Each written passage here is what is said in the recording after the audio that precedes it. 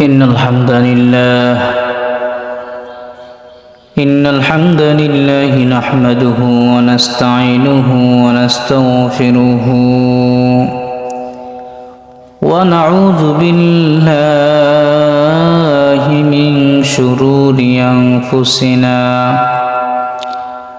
ومن سيئات أعمالنا من يهد الله فلا مضل له ومن يضلل فلا هادي له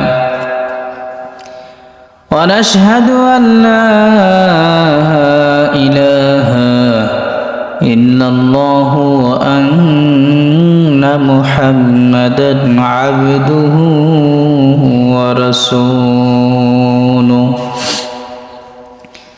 أرسله بالحق بشيرا ونذيرا وداعيا إلى الله بإذنه وسراجا وقمرا منيرا فقد قال الله تعالى في كلامه المجيد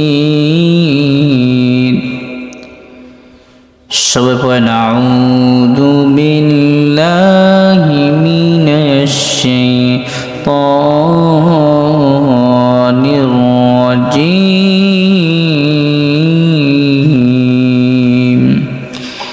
بسم الله الرحمن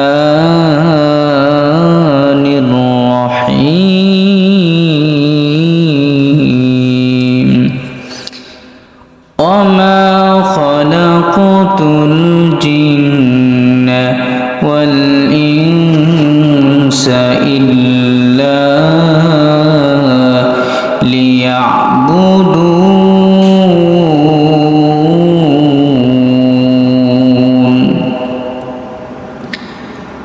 عن أبي سعيد بن سعيد رضي الله تعالى عنه قال قال رسول الله صلى الله عليه وسلم لا وضوء لمن لم يذكر اسم الله عليه فقد قال الله تعالى في شان حبيبه مخبرا وآمرا إن الله وملائكته يصلون على النبي يا أيها الذين آمنوا صلوا عليه وسلموا تسليما اللهم صل على محمد وعلى آل محمد كما صليت على إبراهيم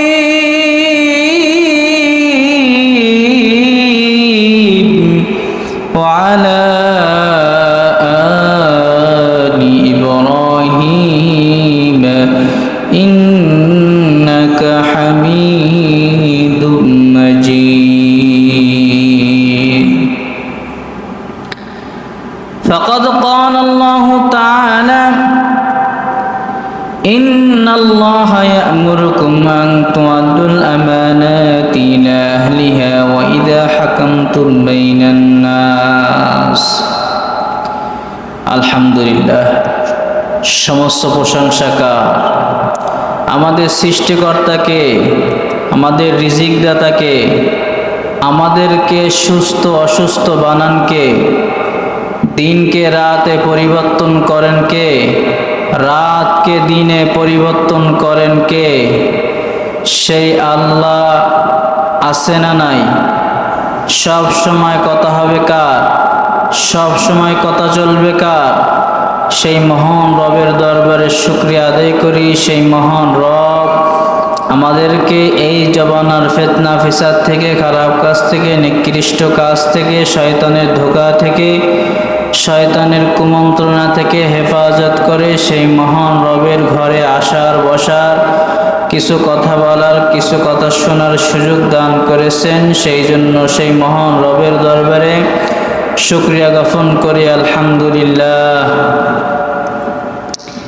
আজকের আলোচ্য বিষয় অজু ও তায়াম্মুমের মাসায়েল।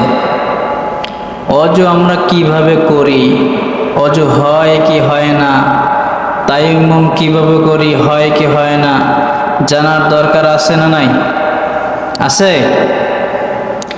এই সম্পর্কে কোরআন এবং হাদিসের আলোকে সংক্ষিপ্ত আকারে কিছু কথা বলার চেষ্টা করব। সেই মহান রব যদি আমার জবান থেকে কিছু বের করে দেয়, আমা তৌফিকি ইল্লা বিল্লাহ।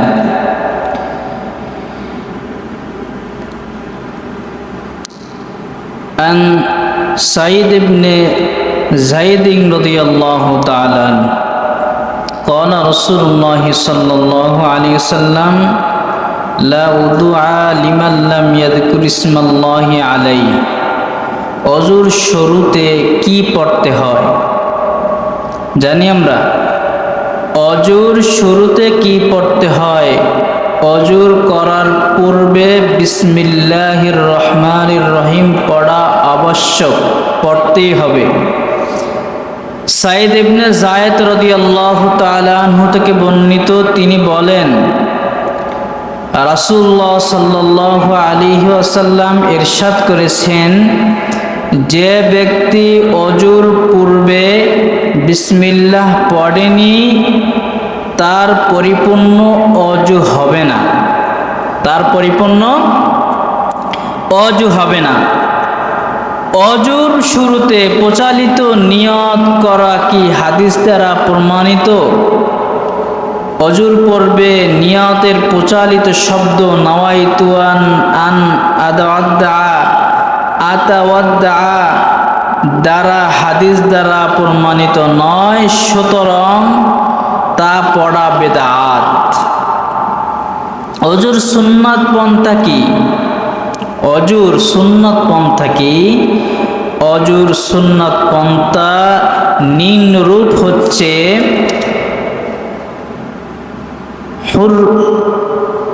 হুমরান বর্ণনা করেন যে ওসমান রাদিয়াল্লাহু তাআলা আনহু অজুর জন্য পানি নিলেন। কে? ওসমান রাদিয়াল্লাহু তাআলা আনহু অজুর জন্য পানি নিলেন এবং প্রথমে কবজি পর্যন্ত উভয় হাত 3 বার ধৌত করলেন। কবজি পর্যন্ত কয়বার বলেন? 3 বার ধৌত করলেন। তারপর কলি করলেন, এরপর নাকে পানি দিলেন এবং উত্তম রূপে পরিষ্কার করলেন। নাকে পানি দিয়ে আমরা ভালোভাবে পরিষ্কার করি না, এক হাত দিয়ে ছিটাইয়া দিয়ে অজু করে ফেলি, কিন্তু আমরা নাকের ভিতর পরিষ্কার অনেকে করি না। নাকে পানি দিলেন এবং উত্তম রূপে পরিষ্কার করলেন। পরিষ্কার করতে হবে, শুধু নাকে পানি দিলাম পরিষ্কার করলাম না, অজু হবে না। পরিষ্কার করলেন, তারপর 3 বার মুখ ধৌত করলেন। অনেকে মুখ ধুয়ে পরিপূর্ণ সম্পূর্ণ মুখ ধোয়া হয় না, দাড়ি মুছ ভেজে না, আছে না নাই? কোনো মতে ধুয়ে ফেলে, তার অজু হবে না। তারপর তিনি 3 বার মুখ ধৌত করলেন। তারপর কোনো পর্যন্ত প্রথমে ডান পরে বাম হাত তিনি 3 বার ধৌত করলেন। আমরা অনেকে হাত যখন ধুই কোনো পর্যন্ত ভেজে না, কোনো মতে ধুয়ে ফেলি, এই ধোয়ায় গায়ে অজু হবে না। তারপর মাথা মাসে করলেন, অতঃপর টাকনু তথা ছোট গিরাস সহ প্রথমে ডান পরে বাম পা 3 বার ধৌত করলেন। তারপর বললেন, আমি রাসূলুল্লাহ সাল্লাল্লাহু আলাইহি সাল্লামকে এইভাবেই অজু করতে দেখেছি। সুবহানাল্লাহ। তাহলে আমরা অজু করব উত্তম রূপে, প্রত্যেকটা অঙ্গ প্রত্যঙ্গ যেভাবে ধোয়া দরকার, যেভাবে পরিষ্কার করার দরকার সেভাবে করতে হবে। সেভাবে যদি আমরা না করি, না ধুই, তাহলে আমাদের অজু হবে না। অজুর অঙ্গ প্রত্যঙ্গগুলো কতবার ধোয়া বৈধ? অজুর অঙ্গ প্রত্যঙ্গগুলো 1 থেকে 3 বার পর্যন্ত ধোয়া জায়েজ, এর চেয়ে অধিক ধুইলে গুনাহ হবে। যে বেশি করে ধুই, 3 বারের থেকে বেশি ধুইলে গুনাহ হবে। বুখারী মুসলিম। عن عبد الله بن سعيد رضي الله تعالى عنه أن النبي صلى الله عليه وسلم تودع مرتين আব্দুল্লাহ ইবনে যায়েদ রাদিয়াল্লাহু তাআলা আনহু থেকে বর্ণিত, নবী করিম সাল্লাল্লাহু আলাইহি ওয়াসাল্লাম অজুর অঙ্গ প্রত্যঙ্গগুলো দুইবার ধৌত করছেন। সুবহানাল্লাহ। আব্দুল্লাহ ইবনে ওমর ইবনুল আস রাদিয়াল্লাহু তাআলা আনহু থেকে বর্ণিত, এক বেদুইন রাসূলুল্লাহ সাল্লাল্লাহু আলাইহি ওয়াসাল্লামের কাছে ওযু করার নিয়ম জানতে চাইল।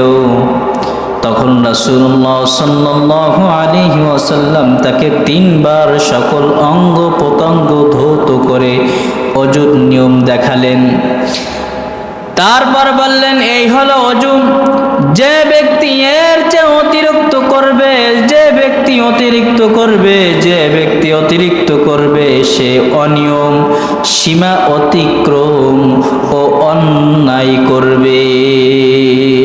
ওযু করার সময় নাকে পানি পৌঁছানোর নিয়ম কি আছে না নাই? সিয়াম ব্যতীত ওযু করার সময় উত্তম রূপে নাকে পানি পৌঁছাতে হবে। ওযুর সময় হাত, পায়ের আঙ্গুল এবং দাড়ি খিলাল করা কি? ওযুর সময় উভয় হাত পায়ের আঙ্গুলগুলো এবং দাড়িতে খিলাল করা সুন্নাত।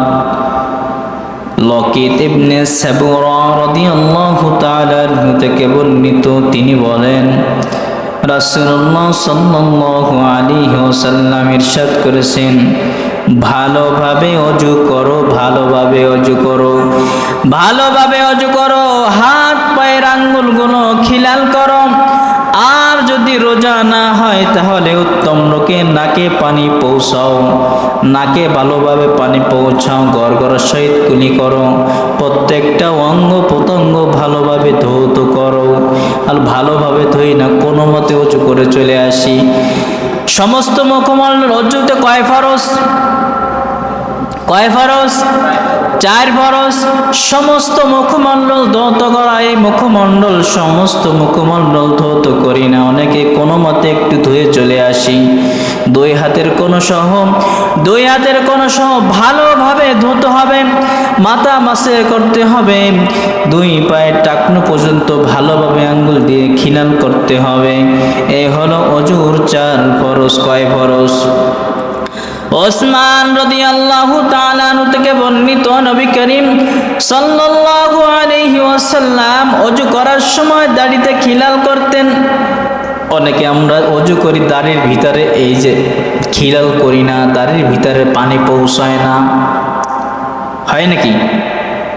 দাড়ির ভিতরে পানি পৌঁছায় না, দাড়ির ভিতরে যদি খিলাল না করা হয় ভালোভাবে, তাহলে তো ওযু হবে না। শুধুমাত্র মাথা চতুর্থাংশ মাসে করা কি হাদিস দ্বারা প্রমাণিত? ওযু চতুরক্ত মাথা মাসে করা হাদিস দ্বারা প্রমাণিত নয়। ঘাড় মাসে করা কি হাদিস দ্বারা প্রমাণিত? ঘাড় মাসে করা হাদিস দ্বারা প্রমাণিত নয়। মাথা মাসে করার নিয়ম কি? মাথা মাসে করম মসনুন পন্থা। আব্দুল্লাহ ইবনে যায়েদ রাদিয়াল্লাহু তাআলা আনহু ওযুর বর্ণনা প্রদান করতে গিয়ে বললেন, রাসূলুল্লাহ সাল্লাল্লাহু আলাইহি ওয়াসাল্লাম 2 হাত দিয়ে মাথা মাসে করলেন। কয় হাত? 2 হাত দিয়ে মাথা মাসে করলেন। উভয় হাত সামনে পিছনে টেনে আরম্ভ করলেন মাথা সম্মুখ ভাগ থেকে এবং নিয়ে গেলেন ঘাট পর্যন্ত। তারপর যেখান থেকে আরম্ভ করলেন সেখানে ফিরিয়ে আনলেন। মাথার সাথে কানও মাসে করতে হয় কি? মাথার সাথে কান মাসে করা আবশ্যক, করতেই হবে। কান মাসে করার নিয়ম কি? কান মাসে করার মাসনুন পন্থা হলো আন আব্দুল্লাহ ইবনে আব্বাস রাদিয়াল্লাহু তাআলা আনহু ওযুর বিবরণে বললেন, রাসূলুল্লাহ সাল্লাল্লাহু আলাইহি ওয়াসাল্লাম মাথা মাসে করলেন। কি করলেন? মাথা মাসে করলেন এবং শাহাদাত আঙ্গুল দিয়ে, শাহাদাত আঙ্গুল চিনেন কোনটা? শাহাদাত আঙ্গুল দিয়ে মাথা মাসে করলেন এবং শাহাদাত আঙ্গুল দিয়ে কানের ভিতর এবং বৃদ্ধ আঙ্গুল দিয়ে কানের বাহির মাসে করলেন। অজুর অঙ্গ প্রত্যঙ্গগুলোর মধ্যে কোনো অংশ শুকনা থাকলে অজু হবে? হবে? হবে না। অজুর অঙ্গগুলোর মধ্যে কোনো অংশ শুকনো থাকলে অজু হবে না। আনাস বিন মালিক রাদিয়াল্লাহু তাআলা আনহু থেকে বর্ণিত, তিনি বলেন, রাসূলুল্লাহ সাল্লাল্লাহু আলাইহি ওয়াসাল্লাম এক ব্যক্তিকে দেখলেন যে অজু করার সময় তার পায়ের নখ পরিমাণ জায়গায় পানি পৌঁছায়নি। তখন তাকে বললেন, যাও যাও যাও, পুনরায় অজু করে আসো, তোমার অজু হয়নি। পায়ের নখের ভিতরে পানি ঢোকেনি। আনাস বিন মালিক রাদিয়াল্লাহু তাআলা আনহু থেকে বর্ণিত, তিনি বলেন, রাসূলুল্লাহ সাল্লাল্লাহু আলাইহি সাল্লাম এক ব্যক্তিকে দেখলেন যে অজু করার সময় তার পায়ে নখ পরিমাণ জায়গা পানি পৌঁছায়নি। তখন তাকে বললেন, যাও পুনরায় আবার অজু করে আসো। মিসওয়াক করার গুরুত্ব আছে নাকি? আছে। মিসওয়াকের দৈর্ঘ্য, মিসওয়াক নবী করিম সাল্লাল্লাহু আলাইহি ওয়াসাল্লাম প্রত্যেক অজুর সময় মিসওয়াক করা উৎসাহ প্রদান করেছেন। মিসওয়াকের দৈর্ঘ্য কতটুকু হওয়া উচিত? মিসওয়াকের দৈর্ঘ্য নিয়ম হাদিস দ্বারা প্রমাণিত নয়। আবু হুরায়রা রাদিয়াল্লাহু তাআলা আনহু থেকে বর্ণিত, নবী করিম সাল্লাল্লাহু আলাইহি ওয়াসাল্লাম থেকে ইরশাদ করেছেন, যদি আমার উম্মতের জন্য কষ্টের কারণ না হতো তাহলে আমি প্রত্যেক সালাতের সাথে মিসওয়াকের হুকুম করতাম। অজুর সময় পরিহিত জুতা ও মোজার উপর মাসে করা কি বৈধ? অজুর সাথে পরিহিত জুতা, মোজা এবং জাওরাবের উপর মাসে করা বৈধ। মুকিম ও মুসাফিরের জন্য মাসে করার সময়সীমা কি? মাসে এর সময়সীমা মুকিমের জন্য 1 দিন 1 রাত আর মুসাফিরের জন্য 3 দিন 3 রাত। আলী রাদিয়াল্লাহু তাআলা আনহু থেকে বর্ণিত, তিনি বলেন, রাসূলুল্লাহ সাল্লাল্লাহু আলাইহি ওয়াসাল্লাম মুসাফিরের জন্য 3 দিন 3 রাতের অনুমতি দিয়েছিলেন আর মুকিমের জন্য 1 দিন 1 রাতের অনুমতি দিলেন। মুসলিম, বুখারী মুসলিম। জুনানি বা অপবিত্র এর জন্য মাসে এর সময়সীমা কি? জুনানি তথা দেহ অপবিত্র হয়ে গেলে মাসের সময় শেষ হয়ে যায়, মাসে করলে কাজ হবে না। মুগীরা ইবনে শুবা রাদিয়াল্লাহু তাআলা আনহু থেকে বর্ণিত, তিনি বলেন, রাসূলুল্লাহ সাল্লাল্লাহু আলাইহি ওয়াসাল্লাম ওযু করার সময় মোজা ও জুতা মাসে করেছিলেন। জুতা ও মোজা মাসে করছেন। সফওয়ান ইবনে আসাল রাদিয়াল্লাহু তাআলা আনহু থেকে বর্ণিত, তিনি বলেন, যখন আমরা সফরে ভ্রমণে থাকতাম তখন রাসূলুল্লাহ সাল্লাল্লাহু আলাইহি সাল্লাম আমাদেরকে 3 দিন 3 রাত মোজা পরিধান করে রাখার আদেশ করেছেন। পায়খানা, প্রসাব বা তন্দ্রায় এই আদেশের পরিবর্তন হতো না। তবে জানাবা তথা স্ত্রী সহবাস ইত্যাদি কোনো কারণে দেহ অপবিত্র হয়ে গেলে তখন মোজা খুলে ফেলার হুকুম দিতেন। এক অজু দ্বারা কি একাধিক সালাত পড়া যায়? যে এক অজু, আসরের অজু থেকে মাগরিব, এশা অনেকে আমরা পড়ি না, এটা কি পড়া যাবে কি? কি বলেন, যাবে? হ্যাঁ, যাবে। এক অজু দ্বারা কয়েক সালাত পড়া যায়। আন বুরাইদা রাদিয়াল্লাহু তাআলা আন্না রাসূলুল্লাহ সাল্লাল্লাহু আলাইহি ওয়াসাল্লাম সাল্লাল সালাতি ইয়াউমিল ফাতহি বিদুইন ওয়াহিদ। বুরাদা রাদিয়াল্লাহু তাআলা থেকে বর্ণিত, রাসূলুল্লাহ সাল্লাল্লাহু আলাইহি ওয়াসাল্লাম ফাতহে মক্কা তথা মক্কা বিজয়ের দিবসে এক অজু দ্বারা কয়েক সালাত পড়তেন। সুবহানাল্লাহ। পানি পাওয়া না গেলে অজুর পরিবর্তে কি করতে হবে? পানি পাওয়া না গেলে অজুর পরিবর্তে পবিত্র মাটি দ্বারা তায়াম্মুম করতে হবে। অজু বা গোসলের জন্য কি আলাদাভাবে তায়াম্মুম করতে হবে? অজু বা গোসল অথবা একসাথে উভয়ের জন্য একবার তায়াম্মুমই যথেষ্ট। সুবহানাল্লাহ। তায়াম্মুমের নিয়ম কি? তায়াম্মুমের সুন্নত পন্থা হলো আম্মার ইবনে ইয়াসার রাদিয়াল্লাহু তাআলা আনহু থেকে বর্ণিত, নবী করিম সাল্লাল্লাহু আলাইহি ওয়াসাল্লাম আমাকে কোনো এক কাজে পাঠিয়েছিলেন তথায় আমার স্বপ্নদোষ হয়েছিল। কি হয়েছে? স্বপ্নদোষ হয়েছিল, আমি কোথাও পানি পাইনি। এই অবস্থায় আমি গোসলের জন্য তায়াম্মুমের নিয়তে চতুর্থ পদ যন্ত্রের মতো কয়েকবার এদিক সেদিক মাটিতে গড়াগড়ি করলাম। অতঃপর নবী করিম সাল্লাল্লাহু আলাইহি ওয়াসাল্লামের নিকট ঘটনা খুলে বললাম।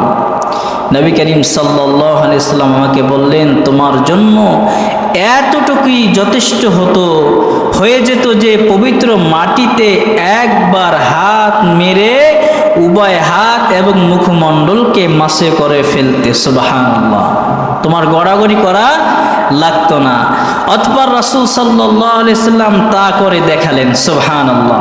অজুর শেষে কি করা উচিত? অজুর শেষে নিম্নলিখিত দোয়া পড়া সুন্নাত। ওমর ইবনুল খাত্তাব রাদিয়াল্লাহু তাআলা আনহু থেকে বর্ণিত, তিনি বলেন, ইলাহা ইল্লাল্লাহু ওয়াহদাহু লা শারীকা লাহু ওয়া আশহাদু আন্না মুহাম্মাদান আবদুহু ওয়া রাসূলুহু ইল্লা ফুতিহাত লাহু আবওয়াবুল জান্নাতি সাবানিয়াতি ইয়াদখুলু মিন আওয়াহিম বিহা শা। ওমর ইবনুল খাত্তাব রাদিয়াল্লাহু তাআলা থেকে বর্ণিত, তিনি বলেন, নবী করিম সাল্লাল্লাহু আলাইহি ওয়াসাল্লাম ইরশাদ করেছেন, যে ব্যক্তি যথাযথভাবে ওযু করে এই দোয়া পাঠ করবে, আশহাদু আল্লা ইলাহা ইল্লাল্লাহু ওয়া আশহাদু আন্না মুহাম্মাদান আবদুহু ওয়া রাসূলুহু, আমি সাক্ষ্য দিতেছি যে আল্লাহ ছাড়া কোনো ইলাহ নেই, তার কোনো শরীক নেই। আছে নাকি? তার কোনো শরীক নেই। আর আমি আরো সাক্ষ্য দিচ্ছি যে মুহাম্মাদুর রাসূলুল্লাহ সাল্লাল্লাহু আলাইহি ওয়াসাল্লাম আল্লাহর বান্দা এবং রাসূল। সেই ব্যক্তির জন্য জান্নাতের 8টি দরজা উন্মুক্ত করা থাকবে। সুবহানাল্লাহ। সে যে দরজা দিয়ে ইচ্ছা করে তা দিয়ে প্রবেশ করতে পারবে। সুবহানাল্লাহ। অজুর শেষে এই দোয়া পড়তে হবে। দোয়াটি কি? আশহাদু আল্লা ইলাহা ইল্লাল্লাহু ওয়া আশহাদু আন্না মুহাম্মাদান আবদুহু ওয়া রাসূলুহু আল্লাহুম্মা জাআলনি মিনাত তাওয়াবিন ওয়াজআলনি মিনাল মুতাতাহহিরিন। অজুর বিভিন্ন অঙ্গ প্রত্যঙ্গ ধৌতকালীন বিভিন্ন দোয়া পড়া হাদিস দ্বারা প্রমাণিত। কি? অজুর বিভিন্ন অঙ্গ প্রত্যঙ্গ ধৌত করার সময় বিভিন্ন দোয়া পাঠ করা, কালিমা শাহাদাত পাঠ করা হাদিস দ্বারা প্রমাণিত নয়। অজুর পর অপ্রয়োজনীয় কথাবার্তা বলা কি জায়েজ আছে নাকি? অজু করার পর বেহুদা কথাবার্তা, অপ্রয়োজনীয় কাজিদা থেকে বিরত থাকা চাই। অপ্রয়োজনীয় কথা বলা যাবে না। যাবে নাকি? যাবে না। কাব ইবনে উজরা রাদিয়াল্লাহু তাআলা আনহু থেকে বর্ণিত, তিনি বলেন, রাসূল সাল্লাল্লাহু আলাইহি ওয়াসাল্লাম ইরশাদ করেছেন, যখন তোমাদের কেউ ওযু করে মসজিদের দিকে রওনা করবে, কি করবে? ওযু করে মসজিদের দিকে রওনা করবে, তখন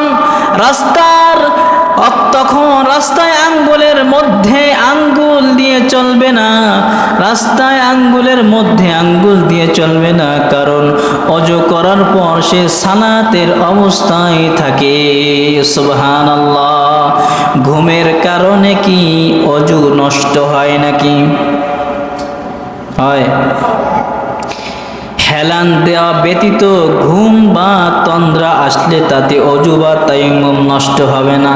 ওই যে ওযুতে আছে না, চিত বা কাত হয়ে এলান দিয়ে ঘুম যাওয়া, আছে না? হ্যাঁ, তাহলে ওযু ভেঙে যাবে। হেলান দিয়ে ঘুম পড়লে ওযু কি হয়ে যাবে? ভেঙে যাবে। আনাস ইবনে মালিক রাদিয়াল্লাহু তাআলা আনহু থেকে বর্ণিত, তিনি বলেন, নবী করিম সাল্লাল্লাহু আলাইহি ওয়াসাল্লামের যুগে সাহাবায়ে কেরাম রাদিয়াল্লাহু তাআলা আনহুম এশার সালাতের জন্য অপেক্ষা করতে করতে তাদের ঘুম চলে আসতো। তখন তারা দ্বিতীয়বার ওযু করা ছাড়া সালাত আদায় করে ফেলতেন।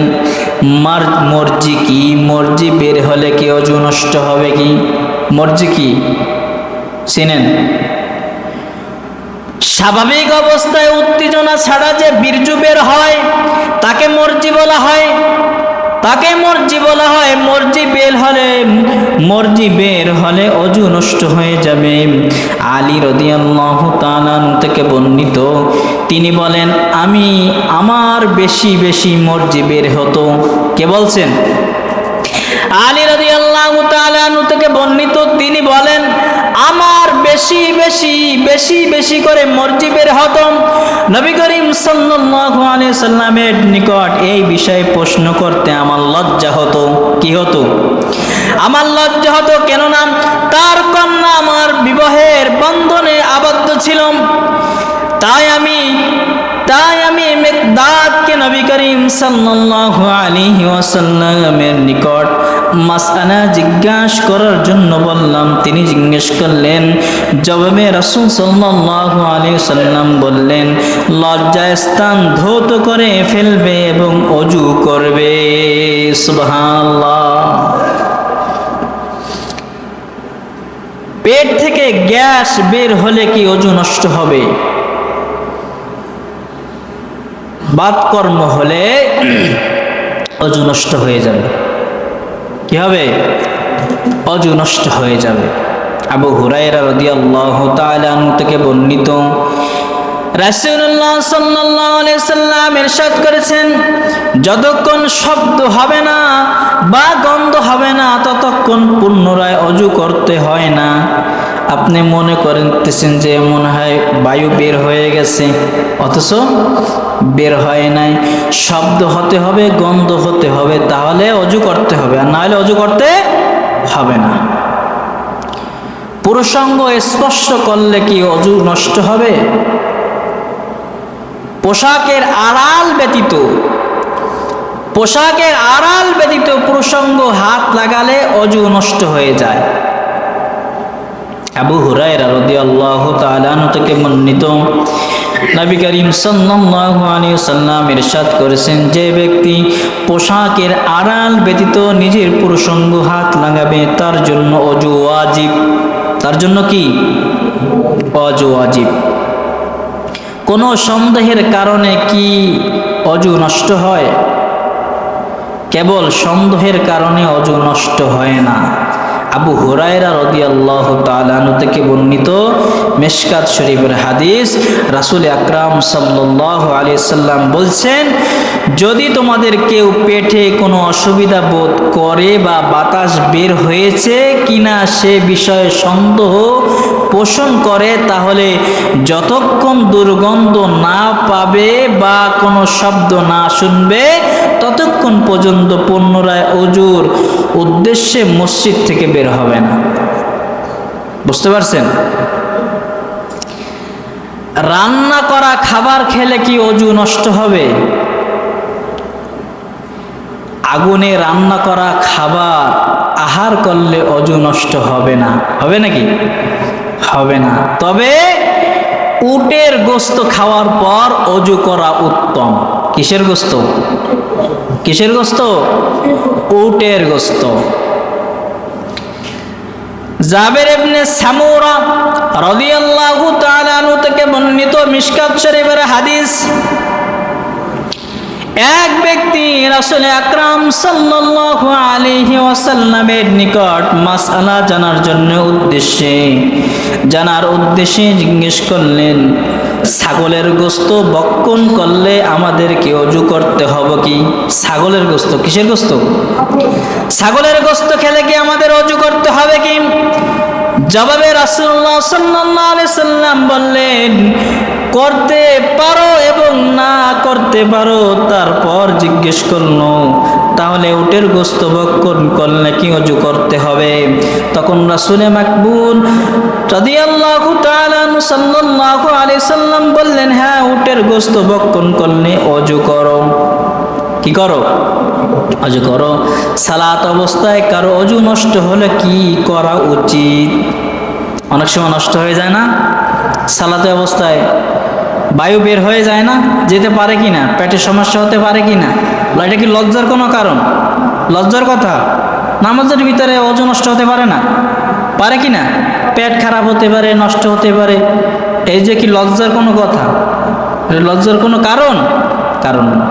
সালাত অবস্থায় কারো ওযু নষ্ট হলে কি করা উচিত? কোনো মুক্তাদির ওযু নষ্ট হলে তাকে নাকে হাত দিয়ে, কিসে? নাকে হাত দিয়ে মসজিদ থেকে বের হতে হবে এবং নতুনভাবে ওযু করে সালাত আদায় করতে হবে। যখন বের হতে হবে নাকে হাত দিয়ে, কি দিয়ে? নাকে হাত দিয়ে। মিশকাত শরীফের হাদিস, হাদিস নম্বর 284 নম্বর হাদিস। আমার ওযু নষ্ট হয়েছে, আপনার ওযু নষ্ট হয়েছে, নাকে হাত দিয়ে বের হয়ে ওযু করে আবার সালাত আদায় করতে হবে। আয়েশা রাদিয়াল্লাহু তাআলা আনহা থেকে বর্ণিত, তিনি বলেন, রাসূল আকরাম সাল্লাল্লাহু আলাইহি সাল্লাম ইরশাদ করেছেন, যদি সালাত অবস্থায় তোমাদের কারো ওযু ভঙ্গ হয় তাহলে তাকে নাকে হাত দিয়ে বের হতে হবে এবং পুনরায় নতুন করে ওযু করে সালাত আদায় করতে হবে। কার কথা? রাসূল আকরাম সাল্লাল্লাহু আলাইহি সাল্লাম। ওযুর পর নফল সালাত পড়া কি? ওযুর পর 2 রাকাত নফল সালাত আদায় করা মুস্তাহাব। কি? তাহিয়াতুল ওযুর বিশেষ ফজিলত আছে না নাই? আছে। অনেকে পড়ি, অনেকে পড়ি না। আবু হুরায়রা রাদিয়াল্লাহু তাআলা আনহু থেকে বর্ণিত, নবী করিম সাল্লাল্লাহু আলাইহি সাল্লাম একদা ফজরের সালাতের পর বেলাল রাদিয়াল্লাহু তাআলা আনহু থেকে জিজ্ঞেস করলেন। কাকে? বেলালকে জিজ্ঞেস করলেন, হে বেলাল, ইসলাম গ্রহণ ছাড়া কোন নফল আমলের উপর তোমার বড় আশা হয় যে তোমার ক্ষমা করে দেওয়া হবে, তোমায় ক্ষমা করে দেওয়া হবে? কেননা আমি বেহেশতে আগে আগে তোমার চলার আওয়াজ শ্রবণ করেছি। বেহেশতে তুমি আমার আগে আগে চলতেছ, আওয়াজ শুনেছি। সুবহানাল্লাহ। বেলাল রাদিয়াল্লাহু তাআলা আনহু বললেন, আমি এর চেয়েও বেশি কিন্তু কোনো আমল করিনি, এর থেকে বড় কোনো আমল করিনি, আমি শুধু তাহিয়াতুল ওযুর সালাত আদায় করেছি। সুবহানাল্লাহ। যে দিবারাত্রে যখনই ওযু করি তখনই আমার যখন তৌফিক হয় আমি এই 2 রাকাত সালাত আদায় করি। সুবহানাল্লাহ। আমরা পারি না এটা পড়তে? ওযু করেই 2 রাকাত নামাজ পড়তে পারি না? মসজিদে ঢোকার পরেই পারা যায় কি না? হ্যাঁ, যায় না? যায়, কিন্তু আমরা করি না। সতর সম্পর্কিত মাসায়েল, একটি কাপড় পরিধান করে সালাত আদায়ের শর্ত কি? অনেক সময় মাঠে থাকি, বিলে থাকি, হ্যাঁ, জামা থাকে না, গেঞ্জি থাকে না, তাই না? একটি কাপড় পরিধান করে সালাত আদায়ের শর্ত কি? কেবলমাত্র একটি কাপড় পরিধান করেও সালাত আদায় করতে পারবে, তবে কাঁধ ঢাকা থাকা জরুরি। কাঁধ ঢাকা থাকা কি জরুরি? আবু হুরায়রা রাদিয়াল্লাহু তাআলা আনহু থেকে বর্ণিত, তিনি বলেন, রাসূল সাল্লাল্লাহু আলাইহি সাল্লাম ইরশাদ করেছেন, তোমাদের কেউ এক কাপড় পরিধান করে সালাত পড়বে না যদি কাঁধ ঢাকা না থাকে। কাঁধ ঢাকা না থাকে। মুখ ঢাকা অবস্থায় সালাত আদায় করা যাবে কি? সালাত অবস্থায় মুখ ঢেকে রাখা নিষেধ, মুখ ঢেকে রাখা নিষেধ। শীতের সময় আটকে ওটকে সুন্দর করে এটা করা যাবে? যাবে না। কাদের উপর চাদর ঝুলিয়ে সালাত আদায় কি বৈধ? কাদের উপর চাদর ফেলে এটা কি বৈধ? কতটুকু বৈধ জানার দরকার আছে না? সালাত অবস্থায় দু কান খোলা রেখে কাদের উপর দিয়ে চাদর ঝুলিয়ে রাখা নিষেধ। কি নিষেধ? এটাকে আরবিতে সলদ বলা হয়। কি বলা হয়? সদল বলা হয়। কি বলা হয়? সদল বলা হয়। আরবিতে কি বলা হয়? সদল বলা হয়। আবু হুরায়রা রাদিয়াল্লাহু তাআলা থেকে বর্ণিত, নবী করিম সাল্লাল্লাহু আলাইহি সাল্লাম সালাতে সদল করা এবং মুখ ঢেকে রাখা নিষেধ করেছেন। কি করেছেন? নিষেধ করেছেন। টাকনুর নিচে কাপড় পরিধান করা কি বৈধ? বৈধ? পায়জামা, সালোয়ার, জুব্বা, প্যান্ট, লুঙ্গি ইত্যাদি পায়ের টাকনিগুলার নিচে, টাকনুর নিচে পরা নিষেধ। কে বলছেন? রাসূলুল্লাহ সাল্লাল্লাহু আলাইহি সাল্লাম। অনেকে এমন কাপড় পরে রাস্তা কুড়ে চলে যায়, মুরগির গু লাগে না ছাগলের গু লাগে না কুত্তার গু লাগে দেখে না, ঠিক কিনা? আছে না নাই? এমন লোক আছে না? এটা লঙ্গি পরে স্টাইল, নাবির নিচে পরে আর রাস্তা কুড়ে কুড়ে যায়, আছে না নাই? প্যান্ট পরে টাকটুন নিচে জুতার ভিতর ঢুকাই দেয়, আছে না নাই? এটা পরা মনে জায়েজ? ও যুবক ভাইরা, জায়েজ এগুলা? হ্যাঁ, সবটুকু জান্নাতে গেলে ওইটু জাহান্নামে যাবে। আবু লাহাবরে দুইটা জুতার টুপি পরাই দিয়েছে, তার মাথার টক বগাই আর তার মাথা ফোটবে।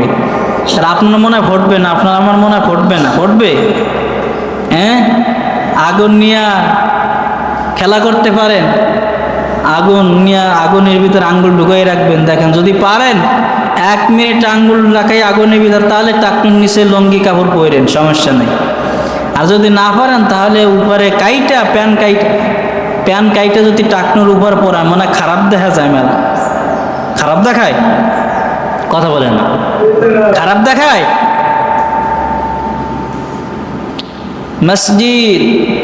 মসজিদ প্রতিষ্ঠা করা ও তাকে পরিষ্কার পরিচ্ছন্ন রাখার কোনো নিষেধ আছে কি?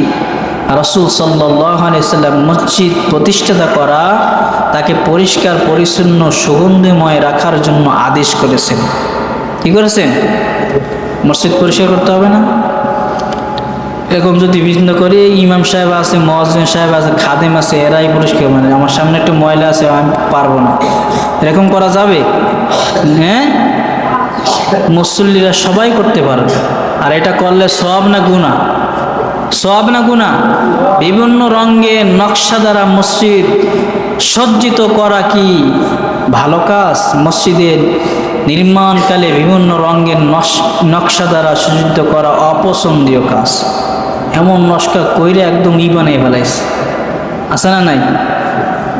নবীর যুগে কি এরকম চাকচিক্যময় টাইস করা মসজিদ ছিল? রাসূল সাল্লাল্লাহু আলাইহি সাল্লাম নামাজ পড়ে বের হইলে তার কপালে হাত দিয়ে মাটি পাওয়া যেত। আর আমরা তো চেহারা দেখি, ঠিক কি না? তাই না? মসজিদ হবে পাকা, মুসল্লি হবে কাঁচা, কথা কয় না? মসজিদ ঠিকই চাকচিক্যময় আছে, টাইস করা, ফকফক করে, কিন্তু মুসল্লি নাই। আছে? মুসল্লি নাই। গেছে কই মুসল্লি? হয়ে গেছে, তাদের কলবে মোহর পড়ে গেছে, যায় নাই, সবই আছে, মহল্লাই আছে, কিন্তু তাদের কলবে মোহর পড়ে গেছে। উত্তম রূপে অজু, তায়াম্মুম, মাসাইল, এগুলো আমরা সঠিকভাবে কিভাবে করতে হয় আমরা জানি না। অজু কিভাবে করতে হয়? প্রথমে কি 2 হাতের, হ্যাঁ, এই যে অজু যখন করব, এই 2 হাতে পানি দেব না, সুন্দর করে এইভাবে যেন প্রত্যেকটা শিরায় শিরায় প্রত্যেকটা জায়গায় যেন পানি ঢোকে। তারপর কি করতে হবে? 2 হাতের পর কি পলি করতে হবে। সুন্দর করে এই গড়গড়ার সহিত, রমজান মাসে না, গড়গড়ার সহিত ভিতরে যেন আপনার পানি, একটু মুখে পানি দিয়ে একটু এই ভিতরেও নিলেন না, অজু হবে না? হবে অজু? হ্যাঁ, গড়গড়ার সহিত কুলি করা কয়বার? 3 বার। 3 বারের বেশি করলে কিন্তু গুনাহ হবে। কি হবে? তারপর কি করতে হবে? নাকে খেলে এরম পানি দেবে নাই, 1 দিন পানি দেবেন, এই 2 আঙ্গুল দিয়ে নাকের ভিতর সুন্দর করে পরিষ্কার করবেন, ভিতরে ময়লা থাকলে পরিষ্কার করতে হবে। কয়বার?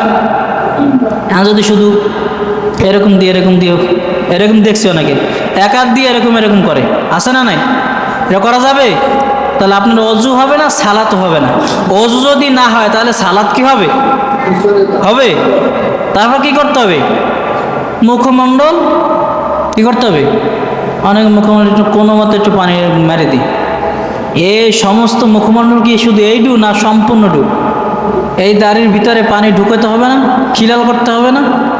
হবে কি না? কথা বলেন না, হবে? এই দাড়ির ভিতরে সুন্দর করে পানি দিয়ে সুন্দর করে খিলাল করতে হবে, হবে কি না? তারপর কি করতে হবে? 2 হাতের কোণ সহ আমরা যখন ধুই, অনেকে এখানে ভেজে না, অনেকে খেয়াল করে দেখবেন এই জায়গাটা ভেজে না। হ্যাঁ, সুন্দর করে পানি দিয়ে সুন্দর করে এইভাবে ডলে কয়বার ধুবেন? 3 বার। এই এক মনে ধোয়া লাগবে না? লাগবে। এই এক কয়বার? 3 বার সুন্দর করে ধোবেন। একটু সময় লাগে নাকি? কোনো তাড়াহুড়ো আছে?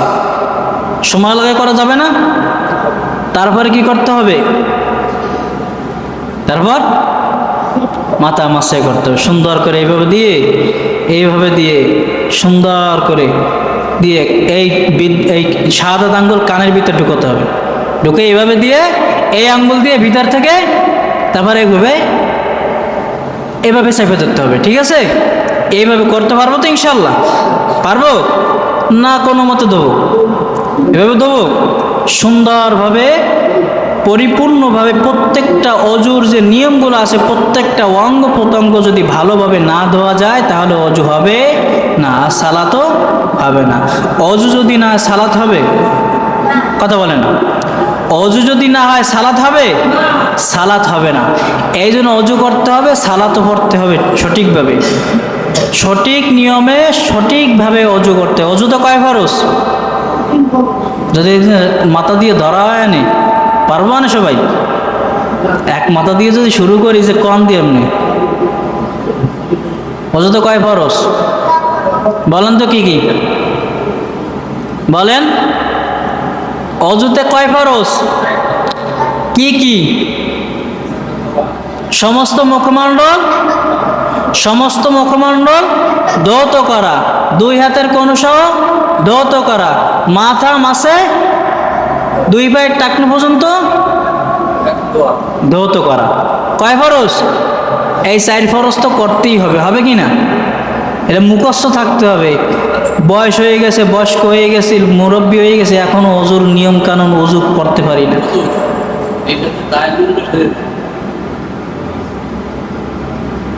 তাইমুম কি করতে হবে? তাইম জানেন? তাইমুম কিভাবে করব?